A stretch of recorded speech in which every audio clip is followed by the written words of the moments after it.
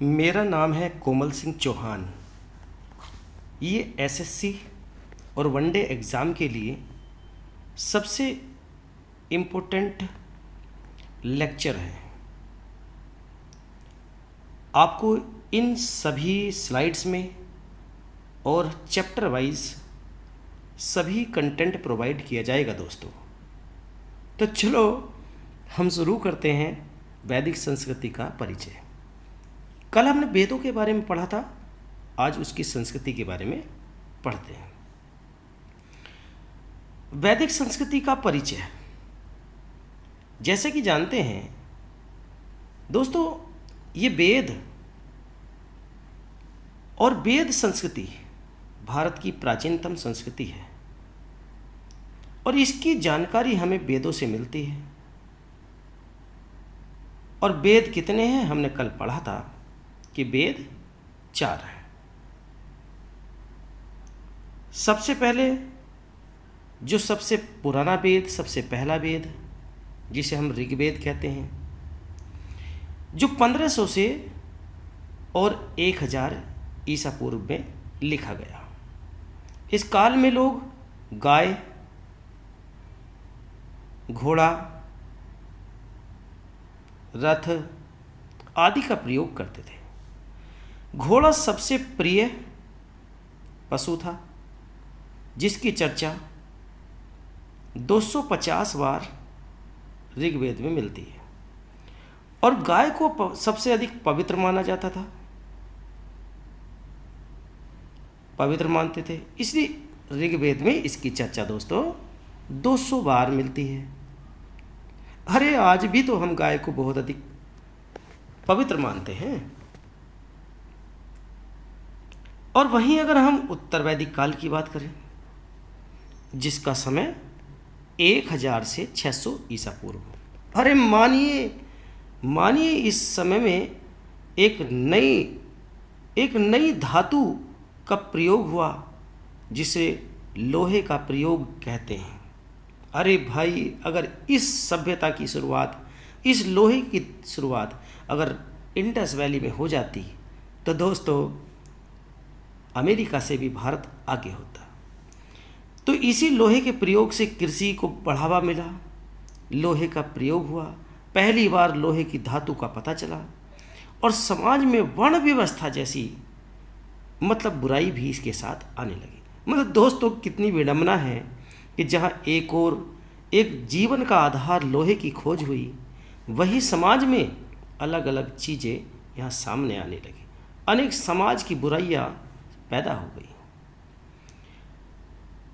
जीवन में जो सामाजिक जीवन है उसमें क्या चीज़ आती है उसके बारे में बात करते हैं। ये समाज पुरुष प्रधान समाज था और स्त्रियों का स्थान यहाँ सेकंड था। और पारिवारिक जीवन महत्वपूर्ण था। विवाह, उपनयन, संस्कार, ये सभी इस समय की विशेषता थी। आर्थिक जीवन की अगर हम बात करें तो मतलब कृषि की बात करें, मतलब यहाँ पर इसमें देखा कि जहाँ पहले प्रारंभिक ऋग्वेद काल में, ऋग्वेद में जहाँ पर पशुपालन का प्रभाव था, वहीं उत्तर वैदिक काल में समाज बदलने लगा। और उत्तर वैदिक काल में यहाँ पर कृषि का प्रभाव बढ़ने लगा। मतलब यहाँ पर कृषि डोमिनेंट हो गई, कृषि प्रभावी हुई और पशुपालन और व्यापार भी बढ़ने लगा। धार्मिक जीवन के बारे में अगर बात कहें तो यहाँ पर सबसे बड़ी बात यहाँ आती है कि इस समय अग्नि की पूजा, इंद्र की पूजा, वरुण जैसे देवताओं की पूजा होने लगी और यज्ञों का प्रभाव, मंत्रों का प्रभाव बहुत अधिक बढ़ने लगा। जहाँ ऋग्वेद में जहाँ इंद्र की पूजा थी और सबसे अधिक प्रभावी मानी जाती थी, प्रिय देवता था। वहीं उत्तर वैदिक काल में प्रजापति की भूमिका बढ़ गई। प्रजापति मतलब अरे प्रजा को पालन करने वाले ब्रह्मा, विष्णु और महेश, इन सभी का प्रभाव आने लगा। शिक्षा में यहाँ पर शिक्षा और साहित्य की बात में गुरुकुल प्रणाली की शुरुआत हुई। वेद, ब्राह्मण, अरण्यक, उपनिषदों की रचना होने लगी। मतलब वेद तो समझ में आया ज्ञान, ब्राह्मण मतलब अरे भाई संस्कार की बात होती है, संस्कार जिसमें हो उसे ब्राह्मण। अरण्य का अरे जिसमें मेडिटेशन हो। ऐसी किताबें जो वनों की किताब हैं, वन की किताब है जिसमें मेडिटेशन की ओर फोकस किया गया। उपनिषद मतलब जिसे हम वेदांत कहते हैं, जिसमें भक्ति की बात आई है, जिसमें भक्ति की बात आई है, जिसमें भक्ति की बात आई है। अरे जिसमें किसकी बात आई भाई? जिसमें भक्ति की कहानी शुरू हुई, जिसे दार्शनिक किताबें कहते हैं, दार्शनिक किताबें कहते हैं।